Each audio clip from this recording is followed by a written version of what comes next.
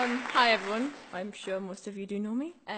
So I want you all to have a look at the picture behind me. What are your thoughts on this picture? Keep those thoughts in mind. Hopefully by the end you'll add to them or change some of them.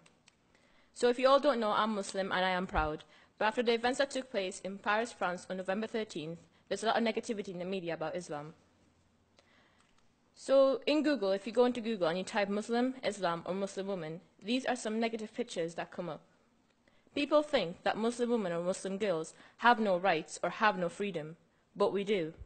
Look at me, for example. I'm Muslim, I'm a girl, but I don't wear a headscarf. I have the right and freedom to wear one.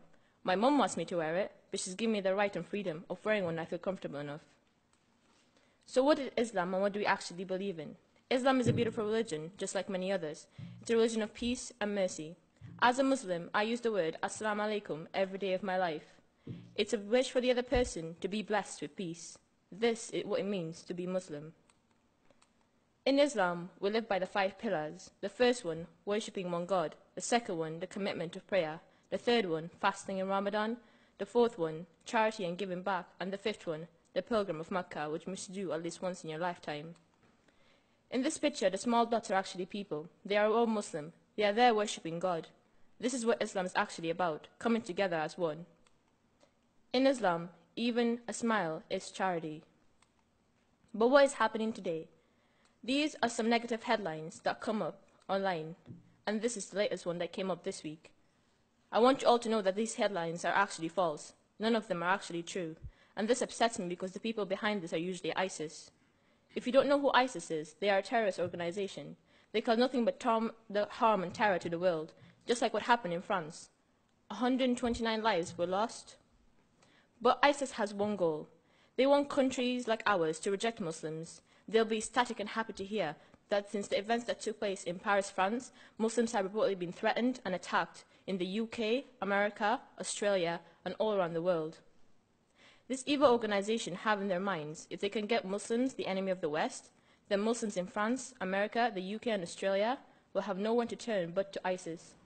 So if you are someone with a Facebook account, Twitter account, Instagram account, or any form of social media, which I'm sure everyone here has, and you are throwing out masses of hate, you are helping ISIS, you are supporting ISIS. This is what they want. So think about it.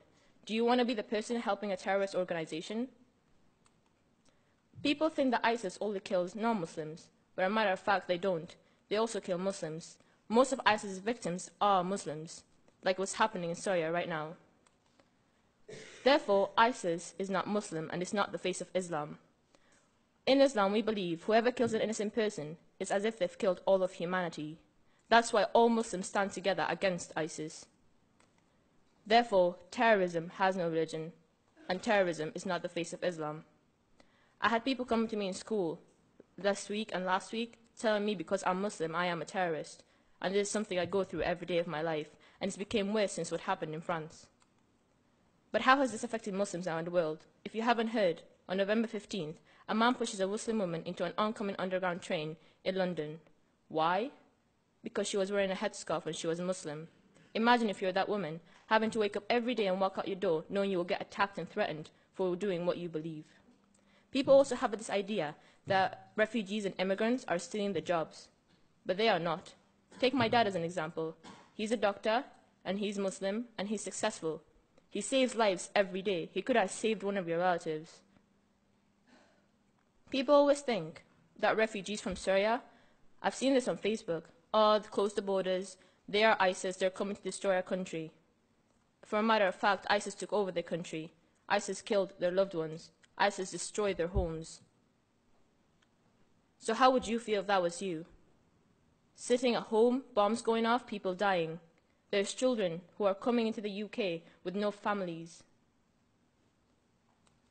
So how would you feel if that was you in my situation? I have a 7-year-old sister. She came home from school last Monday, crying. When I asked why, she said to me, people are blaming me in school for the Paris attacks. She said, I don't want to go back.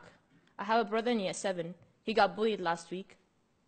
People are telling him, your religion is killing people. This is something I have to go through every day. People link us to terrorism, but we are not terrorists. They have hijacked our religion and used it against us. I was in Tesco's just last week. I walked in, the guy was like, these are the people we want out of our country. these are people you don't want around. So imagine if that was you coming into my country and I'm treating you this way. How would you feel? So what can we do about it? We can learn about each other's religions and cultures. We can stop making assumptions. We can be fair to one another. I remember, when you tell someone you are a terrorist because of your religion, it's a hate crime, and you have to report it once you view it. My name is Asra Mohammed. I am Muslim, and I am not a terrorist. Thank you.